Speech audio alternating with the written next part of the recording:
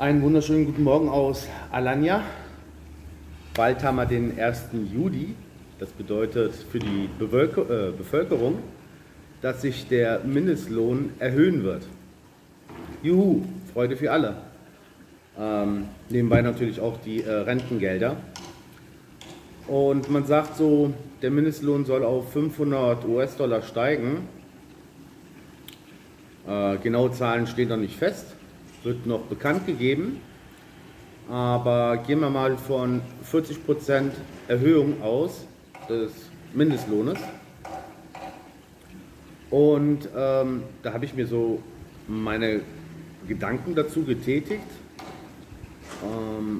welche Auswirkungen das Ganze haben würde für alle. Da wird der Mindestlohn erhöht, weil ja, alles steigt an Preisen, sagt man so. Ja? Und wenn man jetzt einen angenommenen Restaurantbesitzer hat 5 Mitarbeiter und muss dann ab dem 1. Juli denen, sagen wir mal, 40% mehr bezahlen. Also hat er 40% mehr Personalkosten. Betriebswirtschaftlich ist es natürlich, müssen ja die Kosten wieder reingeholt werden. Und das kann der Restaurantbesitzer nur über seine Gerichte machen. Oder er verkauft mehr, ne? Aber, tja, ist halt nicht so einfach, ne? Ja, was macht er dann? Der schlägt dann die Personalkosten, muss er dann auf die Gerichte umschlagen. Das führt natürlich dazu, dass die Bevölkerung, die jetzt mehr Geld hat in der Tasche, auf einmal, wenn sie mal essen gehen will, wieder mehr zahlen muss. Da überdenke ich mir dann so, ja, was bringt das Ganze überhaupt? Ich meine, warum wird es dann überhaupt erhöht? Weil letztendlich verpufft das Ganze, wenn überall die Preise dann wiederum steigen. Auch im Bau. Genauso. Die arbeiten da auch mit Mindestlohn. Und der Bauherr, der baut dann mit den gestiegenen Preisen. Ne? Wenn du, sagen wir mal, letztes Jahr 400 Euro hattest, ja, und jetzt 500 Euro hast, nur exemplarisch, dann steigen ja um 20% die Kosten im Bau für die Mitarbeiter, also für die Arbeiter. Dann beschwert man sich natürlich, dass die Hausbaukosten wiederum steigen. Ne? Und da frage ich mich, wer hat dann jetzt dabei gewonnen? Für mich ist das sinnlos, einen Mindestlohn zu erhöhen. Ich weiß nicht, wie ihr das seht. Seht ihr das vielleicht ein bisschen anders? Übersehe ich da was? Stehe ich auf der Leitung? Könnt ihr mir gerne mal in den Kommentaren schreiben, da bin ich neugierig. Das sind aber so meine Gedanken, die ich so die letzten Tage habe und wollte ich dann auch mal kundtun. Also ich als produzierendes Betrieb, wie zum Beispiel, ja, ihr wisst ja, ich habe ja, einen größeren Garten mit Avocados und so, und da sind die Preise bei 7, 8 Euro, die letzten, so die ich im Kopf habe, pro Stück, Verkaufspreise. Und wenn ich dann zu Migros gehe, ne, und schau mal, wo die Avocados daherkommen, sehe ich dann so Afrika und dann den Einkaufspreis von 5. Ne, da kann ich dann zum Beispiel, obwohl ich dann den Mindestlohn erhöhe, nicht auf meine Produkte den gleichen Wert draufschlagen. Ne? Da kann ich jetzt nicht sagen, so ja, von 7, 8 auf 10, 12. Ne?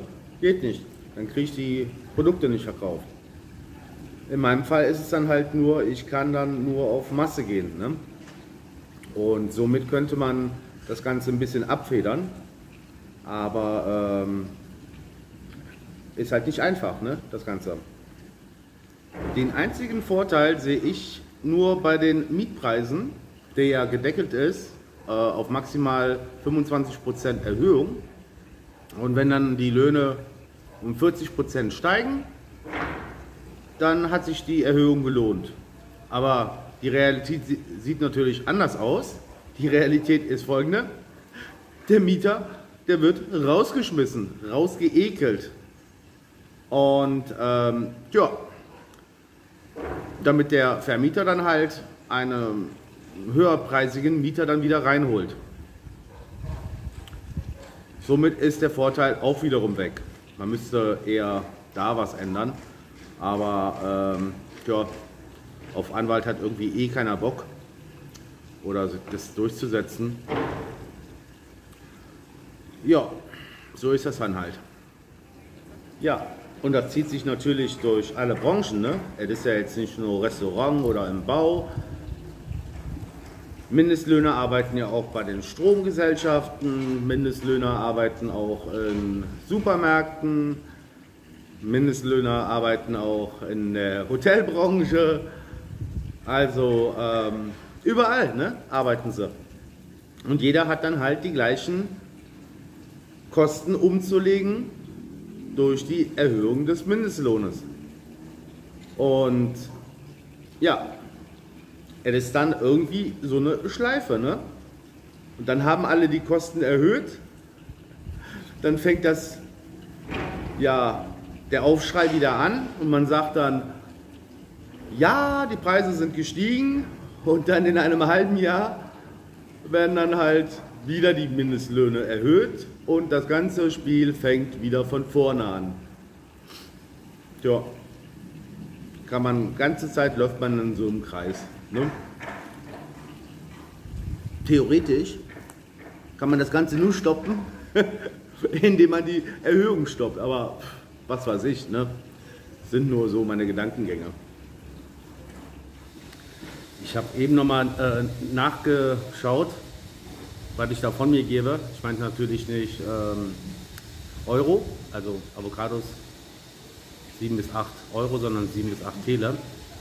Darüber hinaus, falls die Argumentation kommen sollte, ja, die Lira ist so schwach und deswegen müsste man die Mindestlöhne erhöhen, wollte ich noch als Anmerkung noch dabei fügen, das hatte ich in den Videos vorher schon ein paar Mal erwähnt gehabt, der Mindestlohn steigt auf Dollarbasis oder Eurobasis, sage ich jetzt mal.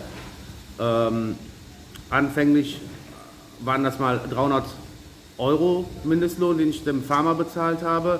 Danach waren es 400 Euro und jetzt sind es 500 Euro. Also es hat jetzt nichts mit dem schwachen Lira zu tun, denn die Erhöhungen finden auf Dollarbasis statt. Bin neugierig, was ihr denkt. Das waren so meine Gedanken am Sonntag gewesen. Quasi das Wort zu Sonntag. Und ja, freue mich auf ein Feedback. Bis dann. Tschüss.